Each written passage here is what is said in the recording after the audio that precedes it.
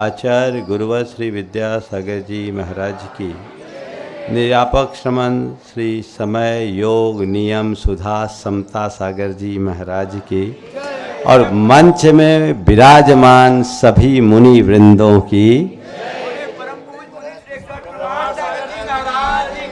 जय हो। एक लंबे अंतराल के बाद पूरे संघ को में बैठकर एक अलग प्रकार की अनुभूति हो रही है।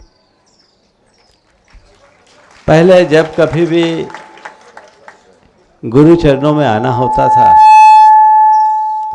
तो ऐसे संघ समुदाय का दर्शन करके मन उल्लसित होता था। आज सब कुछ है, पर गुरुदेव के अभाव से सभी का मन आकुलित होता है। पर मेरा मन रंच मात्र भी आकुलित नहीं है।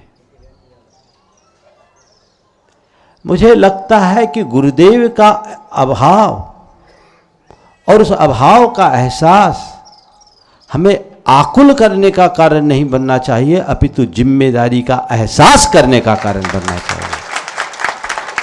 जब तक गुरुदेव थे हम सब निश्चिंत थे, उनकी छत्र छाया हम लोगों के ऊपर थी और उनके इशारे से सारा काम हो जाता था।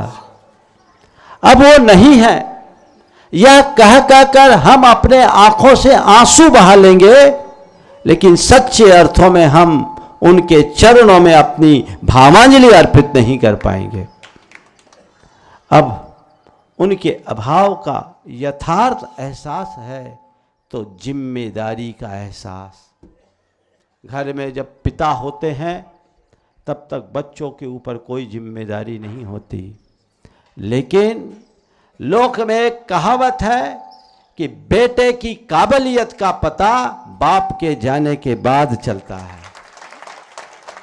अब हम सब की ये जिम्मेदारी है कि आचार्य महाराज नहीं है, पर उनके आदर्श आज भी इस धरा पर है, उनके सिद्धांत आज भी इस धरा पर है, उनकी विरासत भी आज भी इस धरा पर है, उनकी ये पावन परंपरा इस धरा पर है। उसे अक्षुण्ण बनाए रखने की जिम्मेदारी हम सब की है। और जहां तक गुरुदेव के अभाव की बात करते हैं, मुझे अभाव लगता ही नहीं। यहां बैठे हर मुनिराज के चेहरे में मुझे गुरुदेव की छवि नजर आती है, क्योंकि उनकी गढ़ी मूरत है। हमें उनकी उस तस्वीर का, उस छवि का, उस अमूर्त स्वरूप का एहसास करने की जरूरत है।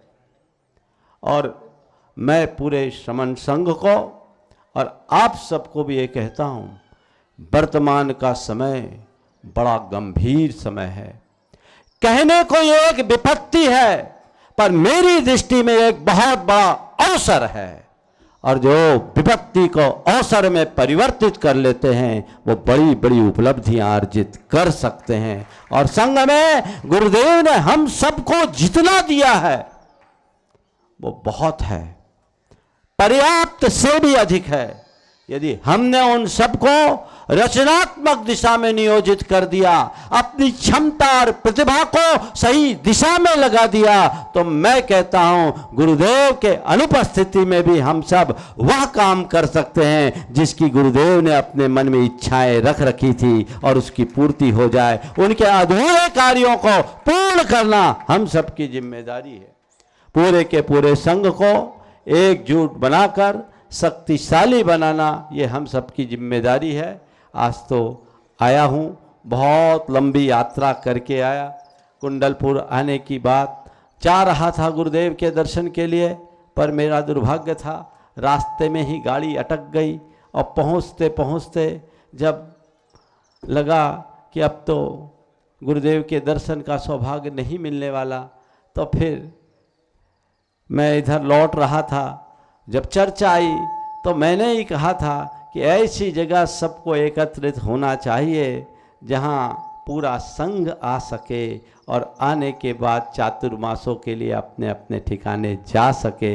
हमने अभय सागर जी से, संभव सागर जी से चर्चा की, समय सागर जी, योग सागर जी, नियम सागर जी, सुधा सागर जी, समता सागर जी से, सबसे चर्चा करने के बाद ये स्वरूप बना। हम लोग यहाँ आए हैं। आने में विलम्ब हुआ है और महाराज लोग भी सब दूर दूर से आ रहे हैं, विलम्ब हो रहा है। 4 तारीख को शायद सुधा सागर जी महाराज यहाँ पधारेंगे और सब पधारेंगे। हम लोग एक ऐसा स्वरूप सुनिश्चित करेंगे जिसे देखकर हाँ, जो अभी अधिकृत पूरी सूचना उपलब्ध नहीं है, जल्दी ही सभी महाराज आएँ और हम लोग आने वाले 16 तारीख के महा महोत्सव में एक ऐसी इबारत रखें जिसे युग युगांतरों तक याद रखे। आचार्य विद्यासागर कोई साधारण आचार्य नहीं है, ये एक ऐसी महाविभूति है जो कई शताब्दियों के बाद हुई और आने वाली कई शताब्दियों में नहीं होने वाली। हमें उस विभूति की स्मृति को स्थायी बनाए रखने की जरूरत है और वो हम बनाने में सफल हुए तभी हमारे जीवन में कोई बड़ी उपलब्धि होगी। आज यहाँ आना हुआ है, बाकी चर्चाएं आने वाले दिनों में होते रहेंगे और आज पहला दिन है।